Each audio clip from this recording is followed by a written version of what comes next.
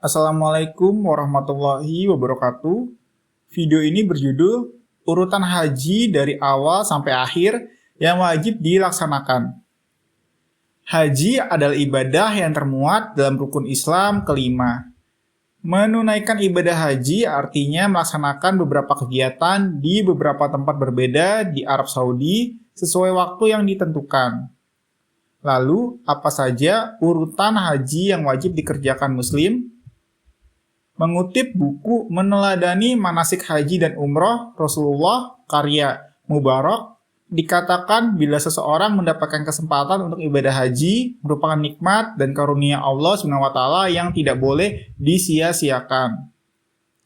Salah satu cara bahwa memang bersungguh-sungguh untuk melaksanakan ibadah haji adalah dengan meluruskan niat dan mempelajari tata cara ibadah haji yang dicontohkan oleh Rasulullah SAW. Seperti sabda Nabi Muhammad SAW yang artinya, ambillah oleh kalian dariku tata cara manasik haji kalian. Hadis riwayat Al-Bukhari dan Muslim. Bila seseorang mengerjakan suatu ibadah namun tidak sesuai dengan tata cara yang diajarkan oleh Rasulullah, maka amalnya bisa tertolak dan sia-sia. Rasulullah SAW bersabda yang artinya, barang siapa mengerjakan suatu amalan yang bukan atas perintah kami, amalan itu tertolak. Hadis riwayat Bukhari dan Muslim. Urutan haji. Nomor 1. Memulai ihram dari miqat yang sudah ditentukan.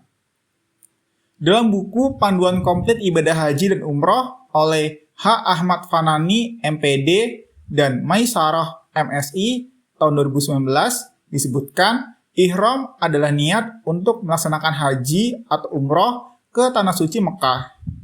Dengan berihram, seseorang sudah mulai masuk untuk mengerjakan serangkaian ibadah haji atau umroh. Secara etimologi, ihram artinya adalah melarang atau menahan. Sedangkan secara syar'i, pengertian ihram adalah niat untuk pelaksanaan rangkaian ibadah haji yang ditandai dengan beberapa amalan haji.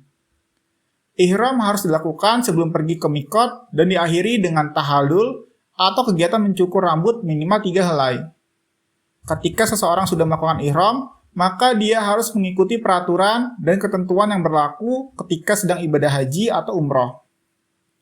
Waktu miqat atau miqat zamani adalah waktu boleh berihram dari tanggal 1 bulan Syawal sampai tanggal 9 waktu matahari tergelincir atau zuhur bulan Zulhijjah, atau dari Idul Fitri ke sehari sebelum Idul Adha, yaitu 72 hari.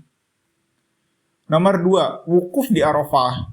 Muhammad Bagir dalam buku Fikih Praktis menjelaskan, para ulama setuju bila wukuf di Arafah termasuk dalam rukun haji yang harus dikerjakan dan tidak boleh diganti dengan dam, sehingga jika melewatinya, haji menjadi tidak sah. Rasulullah SAW bersabda, haji itu adalah Arafah atau haji yang dianggap sah untuk mereka yang berkesempatan berdiam meski pada malam nahar atau malam menjelang 10 Zulhijjah sebelum fajar, maka dia telah mendapatinya, hajinya menjadi sah. Nomor 3. Menginap di Musdalifah. Mengutip buku ringkasan fikih lengkap volume 1 karya Syekh Dr. Salih bin Fauzan bin Abdullah Al-Fauzan, dijelaskan pengertian menginap di Musdalifah. Menginap di Musdalifah hukumnya wajib, maka tidak boleh meninggalkannya untuk siapa saja jemaah yang telah sampai di sana sebelum pertengahan malam. Lalu bagi jemaah yang telah sampai di sana pada pertengahan malam, cukup untuk menunggu hingga terbit fajar. Sementara itu, wilayah Musdalifah di antara dua celah hingga di tengah musafir. Nabi Muhammad SAW bersabda, seluruh wilayah Musdalifah adalah tempat berhenti atau mauqif, dan pergilah dari tengah-tengah muhasir. Nomor 4. Lempar jumroh. Rina Ulfatul Hasanah dalam buku Pintar Muslim dan Muslimah menyebutkan lempar jumroh terbagi menjadi 3 dan waktu pelaksanaan jumroh. Lempar jumroh terbagi menjadi 3 yaitu jumroh ula atau jumroh sugro. Lokasinya berada di dekat Masjid Al-Kaif di ujung paling timur. Jumrah wusta atau jumrah tengah, lokasinya berada di antara 3 jamarah. Jumrah Aqobah atau Jumrah Kubro, lokasinya di ujung barat dekat batas akhir Mina. Waktu melempar jumroh, yaitu tanggal 10 Zulhijjah. Melaksanakan jumroh Aqobah dengan melempar 7 batu kerikil satu persatu. Tanggal 11, 12, 13, melempar jumrah ula, jumrah wustah, dimulai dari ujung timur sampai barat dengan melempar 7 kerikil satu persatu. Tata cara melempar jumroh. Sahih dari Yusuf bin Isa, dari Waqi, dari Al-Masudi, dari Jami bin Syaddad Abu Sakrah, dari Abdurrahman bin Yazid, dia berkata, ketika Abdullah bin Mas'ud menuju tempat melempar jumrah Aqobah, dia menuju ke tengah-tengah lembah dan menghadap kiblat. Lalu dia mulai melempar jumrah pada tepi sebelah kanan sebanyak 7 kali, dengan bertakbir setiap kali melempar sebuah batu. Kemudian dia berkata, demi Allah yang tiada Tuhan selain Dia, dari sinilah orang yang diturunkan kepadanya surat Al-Baqarah, Rasulullah SAW melempar jumroh. Sunan Ibnu Majah nomor 3030, muttafaqun alaih. Nomor 5, tahallul. Dilansir buku kitab lengkap dan praktis fikih wanita karya Abdul Syukur Al-Azizi, dijelaskan bahwa tahallul secara bahasa artinya menjadi boleh atau diperbolehkan. Bila secara syarak tahallul artinya diperbolehkannya atau dibebaskannya seseorang dari larangan atau pantangan ketika masih dalam ihram. Tanda pembebasannya dengan mencukur atau memotong rambut paling sedikit 3 helai. Imam Syafi'i berpendapat tahallul adalah rukun haji. Nomor 6, menginap di Mina.